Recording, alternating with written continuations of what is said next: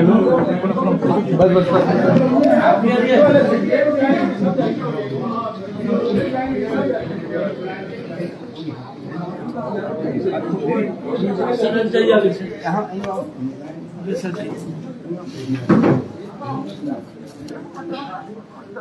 नमस्कार, लाइव बिहार देख रहे हैं आप। आपके साथ मैं स्नेहा गुप्ता। लोक जनशक्ति पार्टी रामविलास के राष्ट्रीय अध्यक्ष और केंद्रीय मंत्री चिराग पासवान आज शहर बन्नी पहुंच चुके हैं और आपको याद ही होगा क्या कुछ मामला है।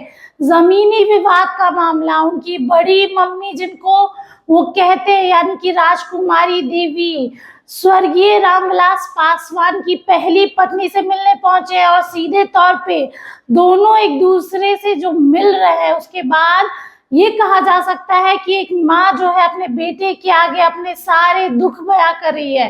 देखिए चिराग पासवान को देखकर उनकी माँ ने कैसे हाथ फैला लिया है और जैसे ही चिराग पासवान उनसे मिलते हैं गले लगते हैं तो फूट फूट के रोने लगती है राजकुमारी देवी।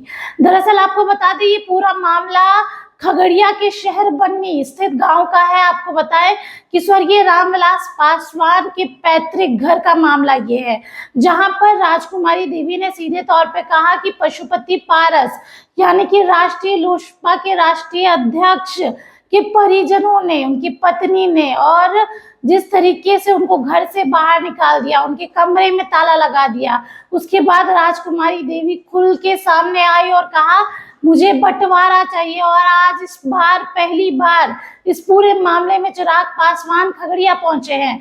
खगड़िया के शहर बन्नी में जो तस्वीरें निकल के सामने आ रही है, पहले चाहेंगे कि हम इन तस्वीरों पे आप नजर डालिए। बस बस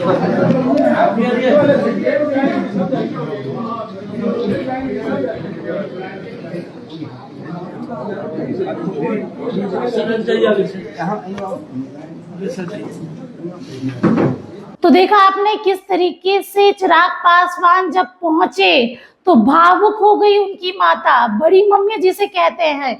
साथ में जमुई के सांसद अरुण भारती भी थे और खगड़िया के सांसद राजेश वर्मा वो भी वहां मौजूद थे। तस्वीरें आपके सामने हैं और किस तरीके से राजकुमारी देवी जो है वो रो रही है चिराग पासवान को गले लगाकर और बता रही है सारा दुख सारा हाल, किस तरीके से उनके साथ व्यवहार किया गया। और जो तस्वीरें हैं वो हम तो आपको दिखा ही रहे हैं।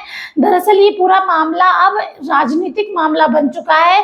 पारिवारिक विवाद था, जमीनी विवाद था, लेकिन जिस तरीके से राष्ट्रीय लोजपा आगे आई, लोजपा रामविलास आगे आई और दोनों के नेताओं ने खूब जमकर बोला और कहा कि राजकुमारी देवी के साथ गलत हुआ है, तो दूसरी तरफ राजकुमारी देवी ने ये सीधे तौर पे कह दिया कि मेरा बेटा जो भी कहेगा मैं वही करूंगी, मैं सिर्फ अपने बेटे की बात सुनूंगी। और उन्होंने पशुपति पारस और उनके परिवार पर गंभीर आरोप लगाए हैं, यहाँ तक कि ये मामला एफआईआर तक पहुंच गया, थाने तक पहुंच गया। अब देखना होगा जब चिराग पासवान पहुंचे हैं तो क्या कुछ होता है और किस तरीके से चिराग पासवान इस पूरे मामले को सुलझाते हैं। आप बने रहिए हमारे साथ, तब तक के लिए बहुत बहुत शुक्रिया।